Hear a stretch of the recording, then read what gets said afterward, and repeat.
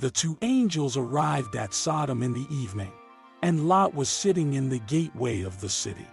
When he saw them, he got up to meet them and bowed down with his face to the ground.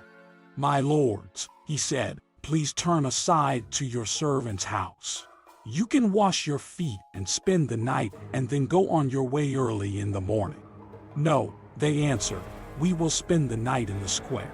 But he insisted so strongly that they did go with him and entered his house. He prepared a meal for them, baking bread without yeast, and they ate. Before they had gone to bed, all the men from every part of the city of Sodom, both young and old, surrounded the house. They called to Lot, "Where are the men who came to you tonight? Bring them out to us so that we can have sex with them." Lot went outside to meet them and shut the door behind him and said, "No, my friends, don't do this wicked thing.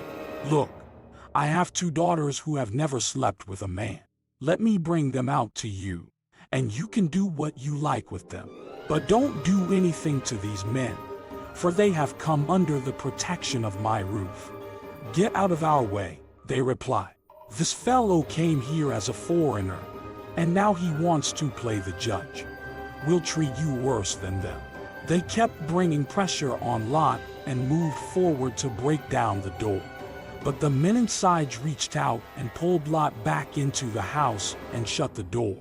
Then they struck the men who were at the door of the house, young and old, with blindness, so that they could not find the door.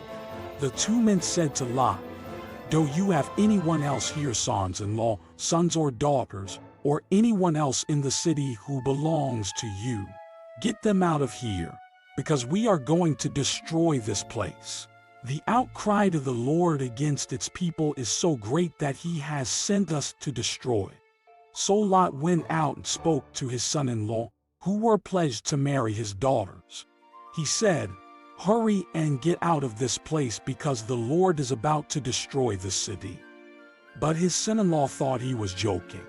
With the coming of dawn, the angels urged Lot, saying, "Hurry, take your wife and your two daughters who are here, or you will be swept away when the city is punished."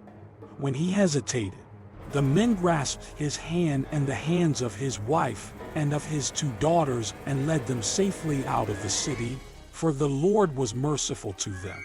As soon as they had brought them out, one of them said, "Flee for your lives. Don't look back, and don't stop anywhere in the plain. Flee to the mountains, or you will be swept away." But Lot said to them, "No, my lords, please. Your servant has found favor in your eyes, and you have shown great kindness to me in sparing my life. But I can't flee to the mountains. This disaster will overtake me, and I'll die. Look, here is a town near enough to run to, and it is small. Let me flee to it. It is very small, isn't it? Then my life will be spared." He said to him, "Very well, I will grant this request too. I will not overthrow the town you speak of, but flee there quickly, because I cannot do anything until you reach it." That is why the town was called Zoar. By the time Lot reached Zoar, the sun had risen over the land. Then the Lord rained down burning sulfur on Sodom and Gomorrah from the Lord out of the heavens. Thus, he overthrew those cities and the entire plain, destroying all those living in the cities and also the vegetation in the land. But Lot's wife looked back, and she became a pillar of salt.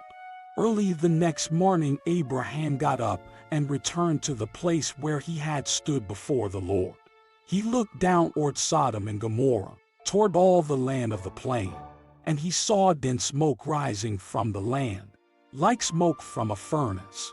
So when God destroyed the cities of the plain, he remembered Abraham, and he brought Lot out of the catastrophe that overthrew the cities where Lot had lived. Lot and his two daughters left Zoar and settled in the mountains, for he was afraid to stay in Zoar. He and his two daughters lived in a cave. One day the older daughter said to the younger, "Our father is old, And there is no man around here to give us children, as is the custom all over the earth.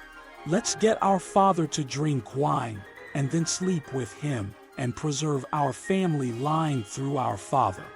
That night they got their father to drink wine, and the older daughter went in and slept with him. He was not aware of it when she lay down or when she got up. The next day the older daughter said to the younger, "Last night I slept with my father. Let's get him to drink wine again tonight. And you go in and sleep with him so we can preserve our family line through our father." So they got their father to drink wine that night also, and the younger daughter went in and slept with him. Again, he was not aware of it when she lay down or when she got up. So both of Lot's daughters became pregnant by their father. The older daughter had a son, and she named him Moab.